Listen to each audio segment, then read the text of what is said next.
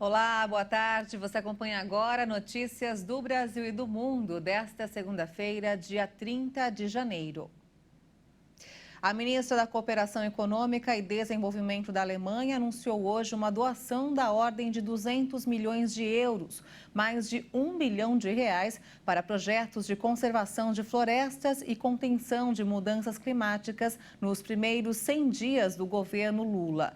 De acordo com Marina Silva, ministra do Meio Ambiente e Mudança Climática, parte desse recurso será usado para o combate à fome dos Yanomami.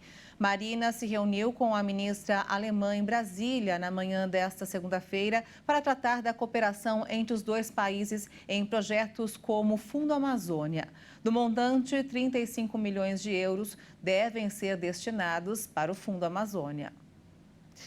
O governo federal criou um grupo de trabalho contra a exploração de garimpo em terras indígenas. A portaria da decisão foi publicada hoje no Diário Oficial da União. O grupo de trabalho deve propor medidas contra a atuação de organizações criminosas na exploração do garimpo em terras indígenas e a prática de crimes de direitos fundamentais. A equipe vai ter 60 dias para concluir os trabalhos. Composto de 6 ministérios e outros órgãos, como Polícia Federal e Polícia Rodoviária Federal, a portaria com a oficialização da medida foi assinada pelo ministro da Justiça, Flávio Dino. Além da pasta da Justiça, também vão fazer parte da equipe representantes dos Ministérios dos Povos Indígenas, das Minas e Energia, Defesa, Direitos Humanos e Cidadania e Fazenda. A criação do grupo foi determinada após a visita do presidente Luiz Inácio Lula da Silva à terra indígena Yanomami. Ele esteve no local, que abriga cerca de 30 mil indígenas em Roraima, e disse que vai atuar para interromper o garimpo ilegal, além de anunciar que a Polícia Federal vai investigar crimes ambientais na região. Na portaria, o Ministério da Justiça lembra que a exploração de minério nas terras indígenas e a comercialização posterior pode caracterizar crimes como usurpação de bens da União, falsidade ideológica, lavagem de dinheiro e crimes previstos na Lei de Crimes Ambientais. A Justiça Federal do Distrito Federal determinou o bloqueio de bens de mais 40 pessoas detidas durante os atos de 8 de janeiro em Brasília, informou hoje a Advocacia Geral da União, autora do pedido que está em sigilo. A decisão foi tomada na segunda ação movida pedindo bloqueio de bens. Até agora foram 3 ações apresentadas. Nelas, 92 pessoas e 7 empresas tiveram o patrimônio bloqueado por financiar ou participar dos atos. O objetivo da AGU é possibilitar futuro ressarcimento dos danos causados. O Índice Geral de Preços Mercado, conhecido como a inflação do aluguel, perdeu força em janeiro e o reajuste da maioria dos aluguéis no Brasil chegou ao menor valor em quase 4 anos. O Índice Geral de Preços Mercado, indicador responsável pelo reajuste da maioria dos contratos de locação vigentes no Brasil, desacelerou para 0,21% em janeiro.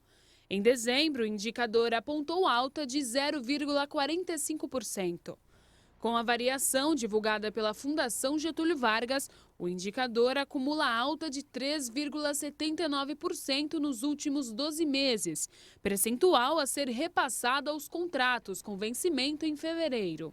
A variação do IGPM acumulada nos 12 meses encerrados nesse mês mantém a tendência de queda, apurada desde maio de 2021, quando o indicador apresentava oscilação de 37% para as locações que venceriam no mês seguinte. Com a flutuação, o indicador figura no menor patamar desde outubro de 2019. Em janeiro do ano passado, o índice avançou e teve alta de 16,91% no acumulado em 12 meses. O cálculo do IGPM leva em conta a variação de preços de bens e serviços, bem como de matérias-primas utilizadas na produção agrícola e industrial e na construção civil. Por isso, a variação é diferente da apresentada pela inflação oficial, que calcula os preços com base em uma cesta de bens. Uma das províncias mais populosas da China anunciou hoje que vai suspender as restrições de natalidade. O país tem vivido uma das piores crises demográficas desde a década de 60, com um rápido envelhecimento da população e uma queda no número de nascimentos. A província de Sichuan, no oeste da China, deve começar a suspender as restrições para a natalidade em 15 de fevereiro. A região, que conta com mais de 80 milhões de habitantes, limitava o número de filhos por casal a apenas 3. De acordo com a Comissão de Saúde local, a medida ficará suspensa por 5 anos. A regra, que ainda está em vigor em diversas províncias da China, tem sido revogada temporariamente por algumas regiões, com o objetivo de incentivar o aumento nas taxas de natalidade. Além das regras impostas nos últimos anos, o declínio no número de nascimentos no país também está relacionado ao aumento do custo de vida. A população chinesa caiu no ano passado pela primeira vez desde a década de 60. De acordo com especialistas, isso vai pesar na mão de obra e no sistema previdenciário do país. De acordo com projeções demográficas recentes, a China, que hoje tem quase 1,5 bilhão de habitantes, pode chegar a ter apenas 587 milhões até o ano de 2100. O secretário de Estado americano Antony Blinken desembarcou hoje em Tel Aviv para tentar reduzir as tensões entre Israel e Palestina. Mais de 40 pessoas morreram em conflitos na região desde o início de 2023.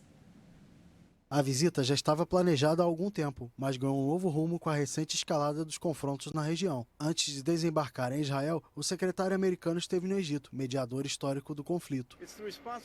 É responsabilidade de todos acalmar as tensões ao invés de inflamá-las. Todos devem trabalhar juntos para que as pessoas não sintam mais medo em suas comunidades, em suas casas e nos seus locais de oração.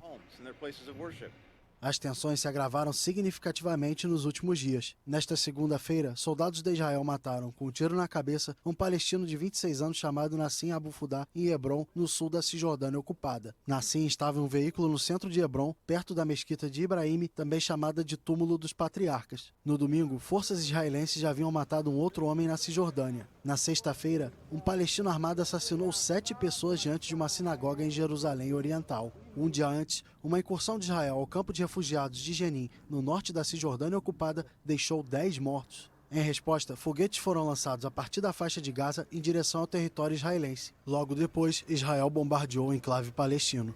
Desde o início do ano, o conflito custou a vida de pelo menos 35 palestinos, de 6 civis israelenses, incluindo um menor de idade, e de uma ucraniana, que estava entre as vítimas do atentado à sinagoga em Jerusalém Oriental na última sexta-feira. Um documentário produzido pela BBC de Londres já gerou polêmica após uma declaração de Boris Johnson. De acordo com o ex-primeiro-ministro britânico, o presidente russo Vladimir Putin ameaçou Johnson com mísseis pouco antes de iniciar a ofensiva na Ucrânia, fato rejeitado pelo Kremlin. De acordo com Johnson, os dois conversavam em um contexto de mobilização de militares russos nas regiões fronteiriças e o britânico alertava que Kiev não se uniria à OTAN tão cedo, ao que Putin teria dito: Boris, eu não quero lhe fazer mal, mas com um míssil levaria 1 minuto. O Kremlin se manifestou e disse que a história narrada é uma mentira deliberada ou uma mentira involuntária, no sentido de que não entendeu o que o presidente Putin lhe dizia. O porta-voz do governo russo explicou que se a Ucrânia se juntasse à OTAN e houvesse a possibilidade de que se mobilizasse mísseis da aliança ou mísseis americanos nas fronteiras, isso significaria que um míssil poderia atingir Moscou em questão de minutos. Para o Kremlin, se esse trecho foi mal interpretado, é uma situação muito lamentável. Ainda no documentário, o presidente ucraniano Volodymyr Zelensky conta que ficou incomodado com a atitude dos ocidentais na época, cobrando apoio frente à iminente invasão ou até mesmo medidas para impedi-la. E essa edição fica por aqui. Eu volto logo mais com outras informações no Jornal das 18h30 ao lado de Juliana Dariva. Até lá.